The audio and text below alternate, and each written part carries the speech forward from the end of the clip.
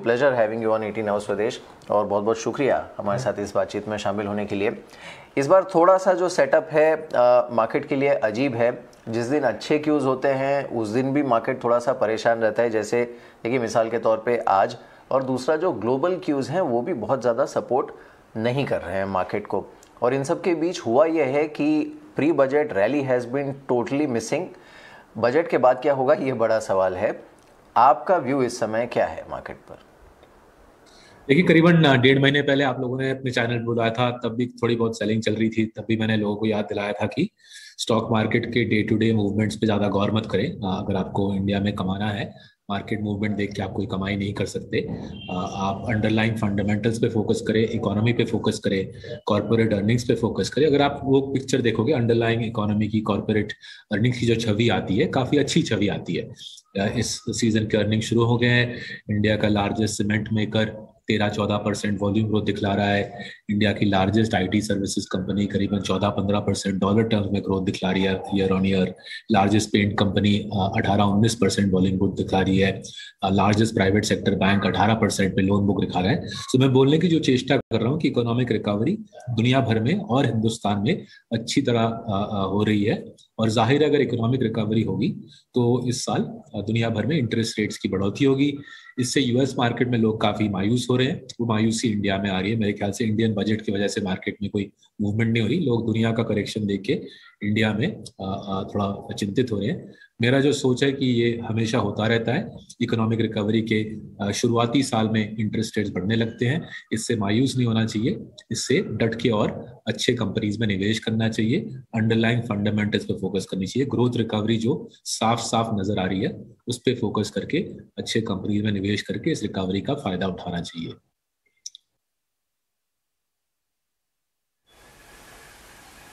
Right.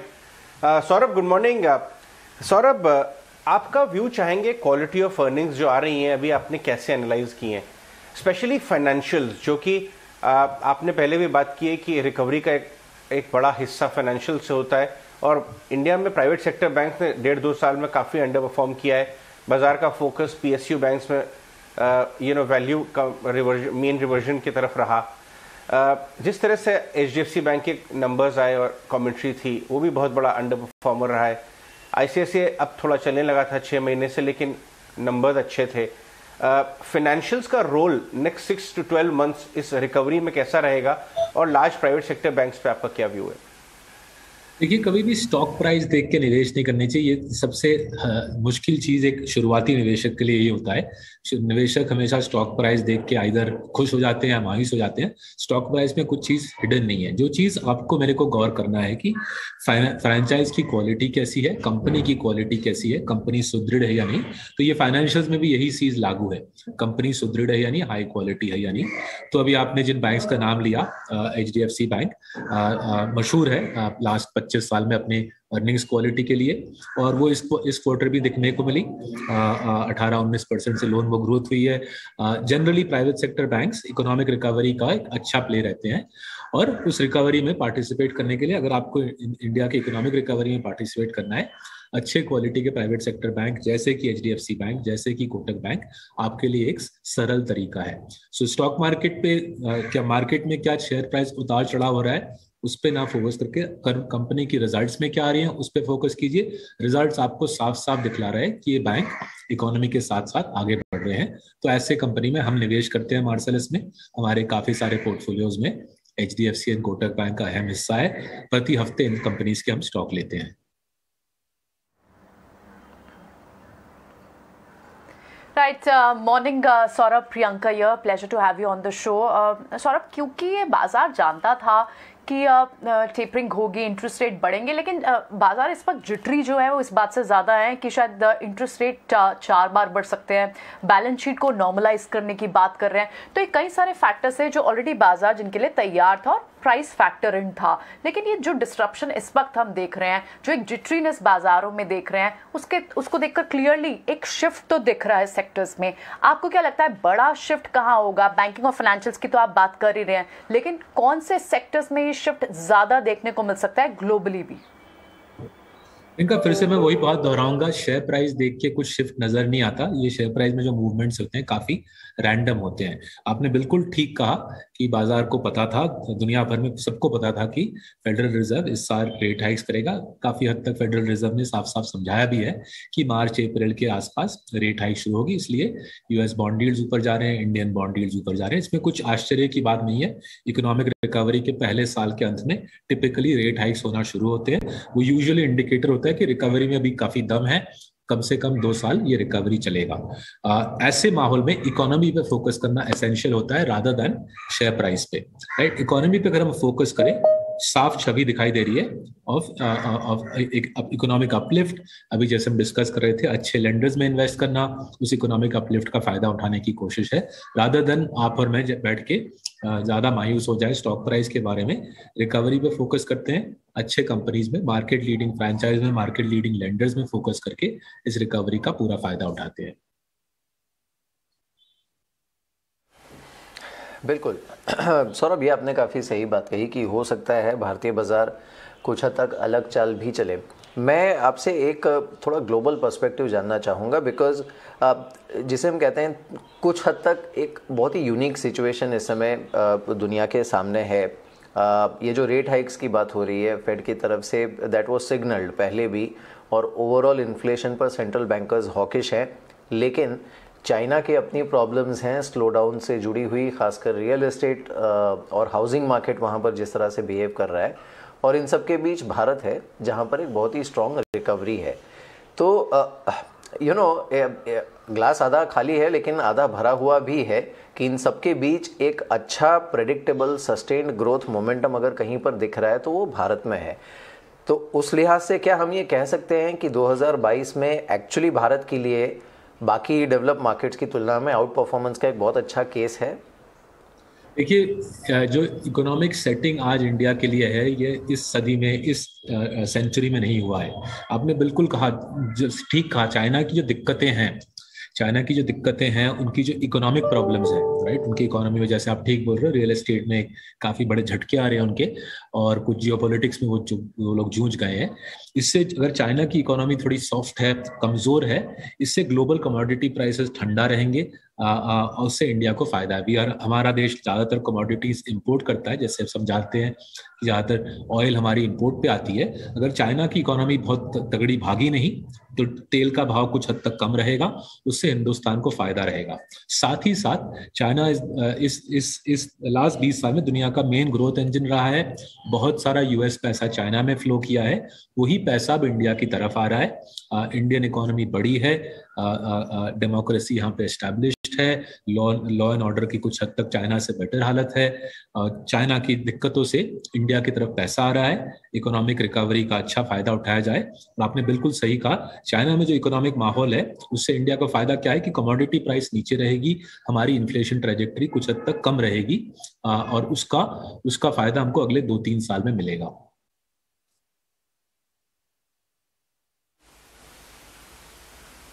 Right.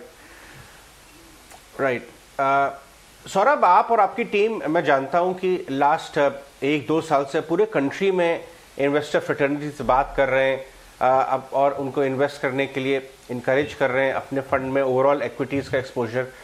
आपको अच्छा grip है कि डोमेस्टिक मार्केट में रिटेल सेंटिमेंट क्या है। मैं आपसे एक फीडबैक लेना चाहूँगा कि अभी हमने देखा है, डेटा ये कहता है कि लास्ट 1-2 साल में जितना पैसा बाजार में आया उतना शायद 7-8 साल में नहीं आया, या उतने डीमैट अकाउंट उतने खुले जितने पूरे नहीं थे। उस तरह के डेटा कंपेयर हो रहे हैं।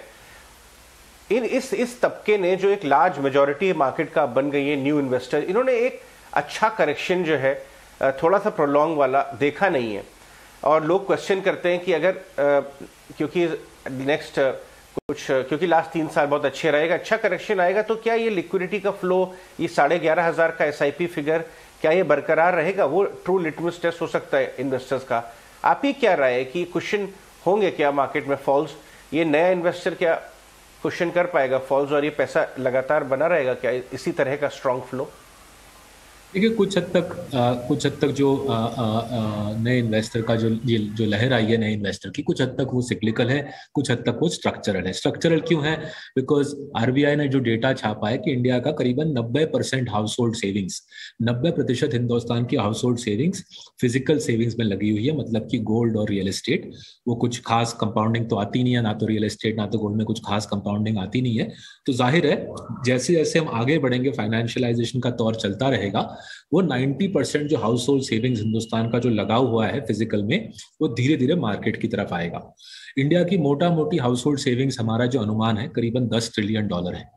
तो अगर हम माने कि अगले 10 साल में उसका 10%, मतलब $1 ट्रिलियन, अगर 10% ऑफ 10 ट्रिलियन, 10% ऑफ 10 ट्रिलियन, मतलब कि $1 ट्रिलियन धीरे धीरे मार्केट की तरफ आए, वो बहुत सारा पैसा है। इंडिया में स्टॉक मार्केट की एक स्ट्रक्चरल अप ट्रेंड उससे बरकरार रहेगी, राइट। ये काफी बड़ी स्टोरी है। लास्ट 5-6 साल से साफ जाहिर हो रहा है कि हाउस होल्ड्स को फाइनेंशियल मार्केट्स की तरफ आना है, और उससे खूब सारा पैसा अगले दशक में मार्केट की तरफ आएगा। लेकिन जैसे आपने ठीक बोला, जिस प्रकार से दुगना या तिगुना हुआ है डीमैट अकाउंट का जो काउंट लास्ट 1-1.5 साल में, जाहिर है उसमें से काफी सारे लोग हैं जो मार्केट को ठीक समझ नहीं रखते, और कुछ हद तक वो लोग शॉर्ट टर्म वॉलेटिलिटी में अपना पैसा गंवा सकते हैं। और वो मेरे ख्याल से होगा भी, वो हर बुल मार्केट में होता है, वो यूएस में हो या इंडिया में हो या यूके में। कुछ हद तक डे ट्रेडर मार्केट में आ जाता है, उसको मार्केट की खास समझ नहीं होती और वो अपने पैसे गंवा डालता है। लेकिन वो छोटी स्टोरी है। अगर हम स्ट्रक्चरल स्टोरी देखें, स्ट्रक्चरल स्टोरी कि हिंदुस्तान के हाउस होल्ड्स मार्केट की तरफ आ रहे हैं, और ये सिलसिला 5-6 साल से जारी है। मेरे ख्याल से ये अगले दशक की बड़ी स्टोरी रहेगी।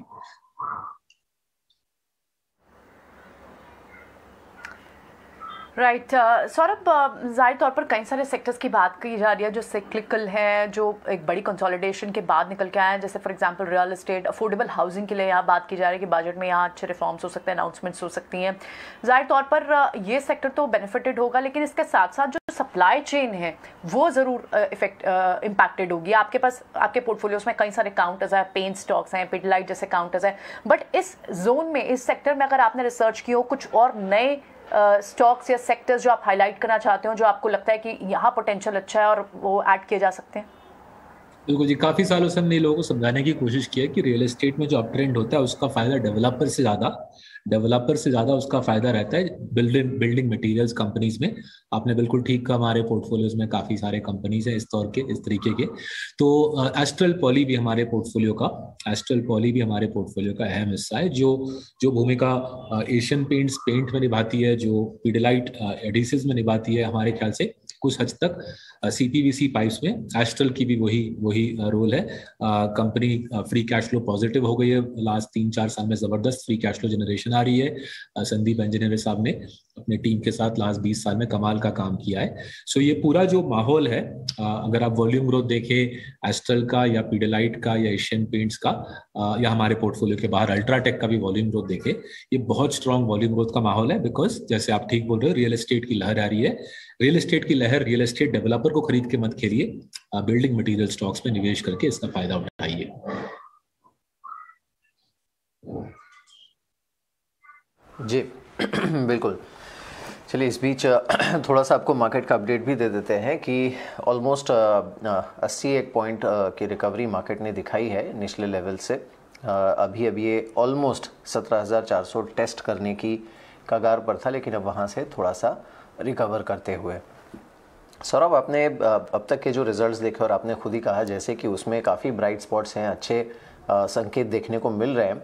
तो अब तक जो रिजल्ट्स रहे हैं और जिस तरह की रिकवरी मार्केट में प्ले आउट हुई है 2022 के लिए, मिड कैप के लिहाज से या फिर स्मॉल कैप के लिहाज से, अगर हमें कोई 2-3 सेक्टर्स चुनने हो जहां पर आपको सबसे ज़्यादा आउट परफॉर्मेंस का भरोसा है, तो वो कौन से सेक्टर्स हैं? देखिए, जैसे मैं बोल रहा हूँ, इतना सेक्टर्स के बारे में हम दिमाग नहीं खपाते। हम जो चेष्टा करते हैं, कोशिश जो हमारी रहती है कि मार्केट लीडर के साथ निवेश किया जाए, जो अपने सेक्टर का सबसे स्ट्रॉन्ग फ्रेंचाइज है, सबसे शक्तिशाली स्टॉक है। और इसकी जो कारण है हमारे वन ऑफ द रीजंस हम मार्केट लीडर के साथ निवेश करते हैं कि जो इनपुट कॉस्ट का जो माहौल बनता है, इनपुट कॉस्ट इन्फ्लेशन का जो माहौल बनता है, एक इकोनॉमिक तेजी में supply side inflation, input cost बहुत जल्दी भागने लगते हैं और जो मार्केट लीडर होता है वो बेस्ट डील कर पाता है इसके साथ। तो इसी वजह से हम मार्केट लीडिंग फ्रेंचाइजेस के साथ निवेश करते हैं ना। अच्छी बात क्या है कि कुछ स्मॉल कैप स्टॉक्स भी हैं जो मार्केट लीडर्स हैं, तो जैसे कि हमारे पोर्टफोलियो में अल्काइल अमीन्स है जो मार्केट लीडर है, जीएमएम फॉडलर है जो मार्केट लीडर है, गैलेक्सी सरफैक्टेंट्स हैं जो मार्केट लीडर हैं। So large cap, small cap, mid cap उतना मेरे ख्याल से उतना अहम ये डिस्टिंक्शन नहीं है जितना कि आपने और हमने मार्केट लीडर के साथ मार्केट में निवेश किया है। नहीं ऐसे इकोनॉमिक रिकवरी के माहौल में जहां पे इन्फ्लेशन खूब तेजी से आ रही है बिकॉज डिमांड इतना भाग रहा है, ऐसे माहौल में बहुत मेरे ख्याल से आपके दर्शकों के लिए ये एसेंशियल है कि ये मार्केट लीडिंग फ्रेंचाइज के साथ निवेश करें। वो स्मॉल कैप भी हो सकते हैं, लार्ज कैप भी हो सकते हैं।